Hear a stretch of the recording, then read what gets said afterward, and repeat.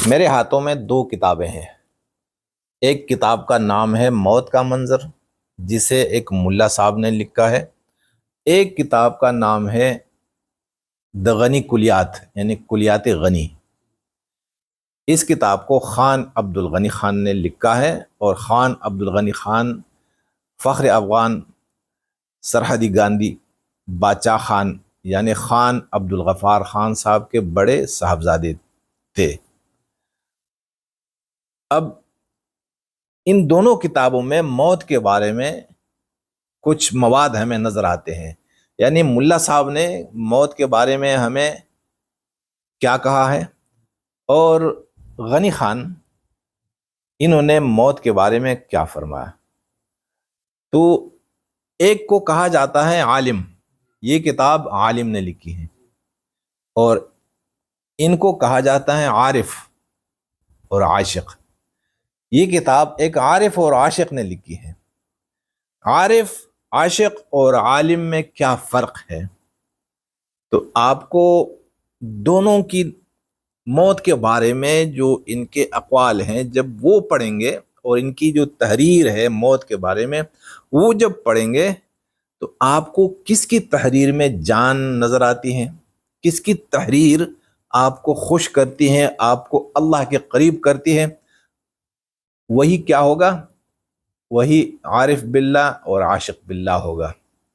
اور جس کی تحریر آپ کو اللہ سے دور بھگا دیتی ہے تو وہ عالم ہوگا، عارف نہیں ہوگا۔ عالم صاحب نے یعنی ملا جی نے کیا لکھا ہے موت کے بارے میں، تو آئیے سنتے ہیں۔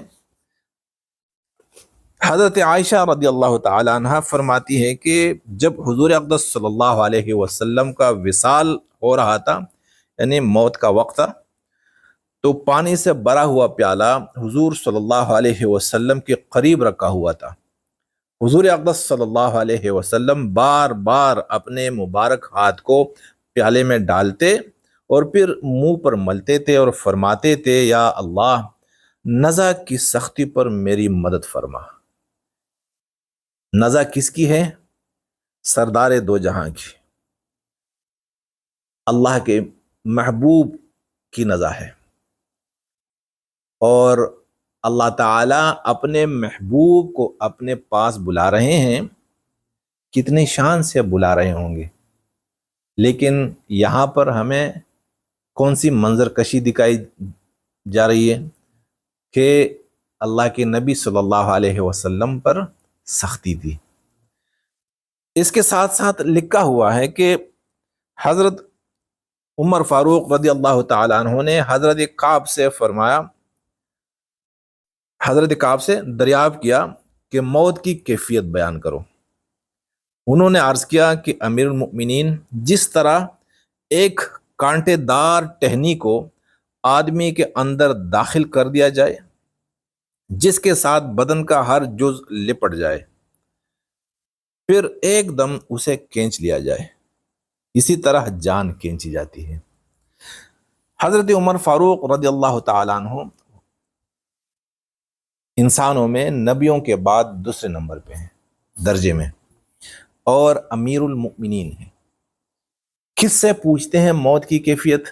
یعنی خود پتہ نہیں موت کے بارے میں کہ کیا ہوتا ہے موت کے وقت، حضرت کعب سے پوچھتے ہیں، اور حضرت کعب نے جو تصویر دکھائی کہ ایسی موت ہوتی ہیں۔ اب اعتراض کی بات یہ ہے کہ حضرت عمر کیا اپنی زندگی میں اللہ کے پیغمبر سے نہیں پوچھ سکتے تھے؟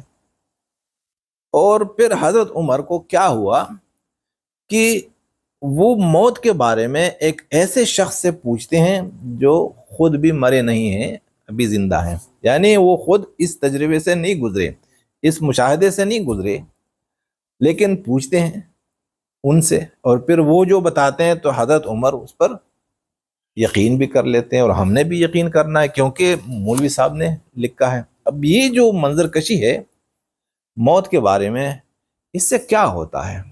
اس سے انسان کو ڈر لگتا ہے اور کوئی مرنا نہیں چاہتا۔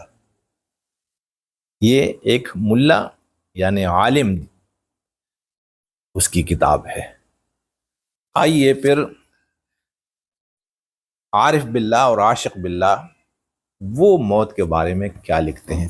وہ فرماتے ہیں کہ مرگ لو یا نیکی و چتا وکڑا د انسان سرا. یا اللہ جب غنی خان موت کی طرف نگاہ اٹھاتے ہیں تو شکر ادا کرتے ہیں. یا اللہ یہ موت تو ایک بہت بڑا احسان ہے جو آپ نے اپنے بندوں پر کیا ہوا ہے. کیوں؟ اس لیے مرگ ستا کو لیوڑو گنے ووبا تل دزان سرا.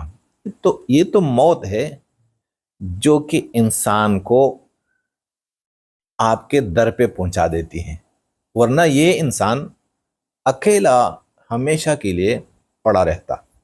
اگر موت نہ ہوتی اور موت اسے آپ کے در پر نہ پہنچاتی تو کون تھا کہ وہ اسے آپ کے گھر پہنچا دیتا. یہ تو موت ہے. سمجھ آ گئی؟ مرگ ہاگا نیٹا چے جانان کے خدا جانان سرا. موت وہ گڑی ہے جو کہ جانان نے جانان کے ساتھ ملنے کے لیے ایک گڑی مقرر کی ہے کہ ہم کب ملیں گے. موت ایک وعدہ ہے اللہ کی طرف سے انسان کے ساتھ. وعدہ کس لیے ہے؟ ملنے کے لیے. موت نہ ہوتی تو ہم اللہ سے کبھی بھی نہ مل سکتے. مرگ پٹ نکادا د مکان دلا مکان سرا. موت ایک چھپا ہوا نکاح ہے مکان اور لامکان کے درمیان. ہم مکان والے ہیں اور اللہ تعالیٰ لامکان ہے، تو ہمارے درمیان ایک نکاح ہے، لیکن یہ نکاح چھپا ہوا نکاح ہے. اس کے بارے میں کسی کو پتہ نہیں. موت وہ نکاح کیا ہے؟ موت ہے. جیسے ایک دلہن دلہے کے پاس پہنچتی ہیں تو ان کے درمیان نکاح ہوتا ہے، ٹھیک ہے، اور وہ نکاح انسان اور اللہ کے درمیان موت کی شکل میں ہے. مرگ کے د ژوندون د دریا پټه کناره ده. موت میں کیا ہے؟ اس زندگی کے بعد ایک دوسری زندگی آ رہی ہے جسے حقیقی زندگی کہا جاتا ہے. اس کی مثال سمندر کی طرح ہے. تو مرگ کے د ژوندون د دریا پټه کناره ده. اس سمندر میں ہم کیسے غوطے لگائیں گے، اور اس سمندر کا کنارہ اس کی جو ساحل ہے وہ کیا ہے؟ سمندر کے کنارے ہوتے ہیں نا. اب ایک زندگی پڑی ہے جو سمندر سے بھی زیادہ وسیع ہے، اس کا کنارہ کیا ہے؟ موت ہے. جب ہم اس کنارے پہ پہنچتے ہیں، موت یعنی موت پہ جب پہنچتے ہیں تو ہماری زندگی ختم نہیں ہوتی، ہم مرتے نہیں، بلکہ ایک نہ ختم ہونے والی زندگی میں داخل ہو جاتے ہیں. یہ زندگی بہتر رہی یا وہ زندگی بہتر ہے، اور اس زندگی میں کس کی برکت سے ہمیں داخل کیا جاتا ہے؟ موت کی برکت سے ہم چلے جاتے ہیں. اور مرگ مجبورہ زان نہ دخپل حسن نندارہ دا. انسان کو اپنے حسن، اپنی خوبصورتی کا اندازہ نہیں ہے. انسان نے کیا کیا